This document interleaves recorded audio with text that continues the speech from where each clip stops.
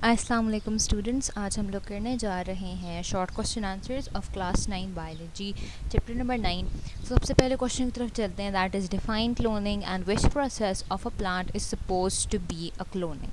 ठीक है, इसके लिए आप लोगों को आना पड़ेगा आपके बुक के पेज नंबर, अपनी बुक के पेज नंबर 135 पे। यहाँ हम लोगों को ये थर्ड टॉपिक मिल जाता है, क्लोनिंग टिश्यू कल्चरिंग। तो जहाँ तक ये मैंने मार्क किया हुआ है ऑफ अ पेरेंट प्लांट, ठीक है, यहाँ तक आपका शॉर्ट क्वेश्चन नंबर 1 का आंसर हो जाएगा। फिर है enlist any two suitable conditions for germination of seed.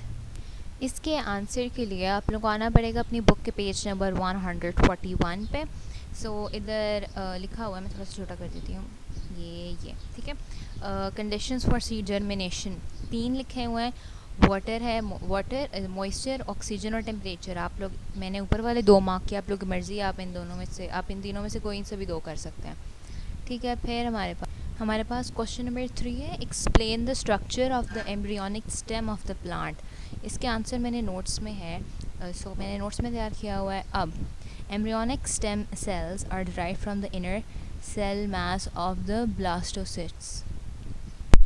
बच्चों सॉरी, जो नोट्स में जो आंसर था ना, असल में वो गलत था, तो मैंने नया वाला जो है वो निकाला है। जवाब ये है कि एम्ब्रियोनिक स्टेम सेल्स जो प्लांट्स में होते हैं वो ओरिजिनेट करते हैं जाइगोट से आफ्टर देयर फर्टिलाइजेशन। ठीक है, ये give rise to embryonic tissues and the structure of the plant. और ये सारे का सारा इस क्वेश्चन नंबर जो शॉर्ट 3 है उसका आंसर हो जाएगा। फिर हमारे पास क्वेश्चन नेक्स्ट है, explain the event of double fertilization in angiosperms.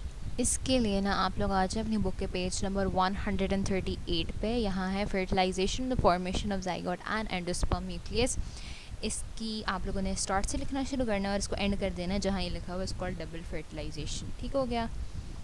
फिर नेक्स्ट क्वेश्चन है, explain the structure of embryo sac. ऊपर वाला क्वेश्चन गलत है, आई एम रिपीटिंग। जो मैंने आप लोगों को दिखाया है पहले वो वाला बिल्कुल ठीक है, आप लोगों ने वहीं से तैयार करना है, उसको वहीं से लिखना है। ओके, नेक्स्ट है हमारे पास explain the structure of embryo sac. ये इसका जवाब है। ठीक है, इसमें ये कि जो एम्ब्रियो सैक होता है ये ओव्यूल के अंदर, फ्लावरिंग प्लांट्स के अंदर प्रेजेंट होता है और ये सारे के सारे एंटीपोडल सेल्स उसमें होते हैं। फीमेल गेमेटोफाइट या मेगा गेमेटोफाइट जिसे बोला जाता है वो सारा उसके अंदर ही होता है। और जो एम्ब्रियो सैक है it plays a crucial role, यानी कि मेन ये रोल प्ले करते हैं sexual reproduction of the plants. ठीक है, क्वेश्चन नंबर 7 है, justify that sexual reproduction in plants is more beneficial than asexual reproduction. ये इसका आंसर है। ठीक है, आई एम नॉट एक्सप्लेनिंग क्योंकि बहुत सिंपल वर्ड्स मैंने इसको तैयार किया है, it is not that much difficult. ठीक हो गया, इट इज़ क्वाइट ईजी। आप लोग आराम से पढ़ सकते हैं, आराम से इसको याद भी कर सकते हैं।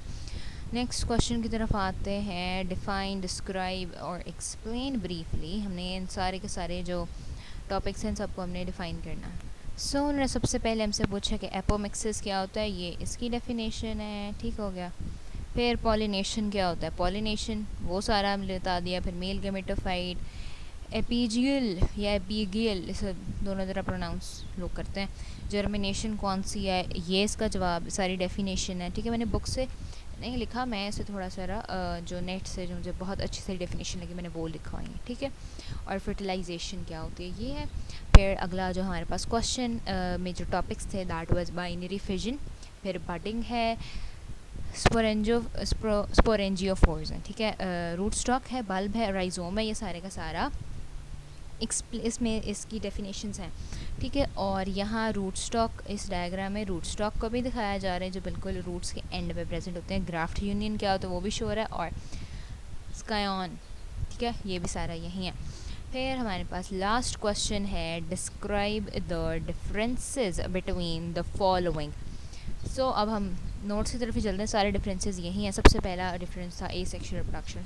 सेक्शुअल रिप्रोडक्शन में ये मैंने नेट से निकाल के लिखे हैं। ठीक है, दिखाएं, मतलब आप लोगों के लिए जो मुझे बेहतर और इजी लगे मैंने वो वाले सारे के सारे निकलवा लिए हैं। ठीक हो गया, ये पहला डिफरेंस। उसके बाद हम आते हैं अगले वाले पे, ये था नेचुरल वेजिटेटिव प्रोपगेशन और आर्टिफिशियल वेजिटेटिव प्रोपगेशन। ठीक है, ये जवाब हो जाएगा इसका। अगले पेज पे चलते हैं। वी हैविंग कटिंग और ग्राफ्टिंग का एक डिफरेंस था। ठीक है, वो ये वाला आप लोग यहाँ से देख के लिख लीजिएगा। उसके बाद है बल्ब्स और कॉम्स का डिफरेंस। ये बल्ब्स और कॉम्स का डिफरेंस है, और ये बल्ब दिखाए जा रहे हैं पिक्चर में, ठीक है।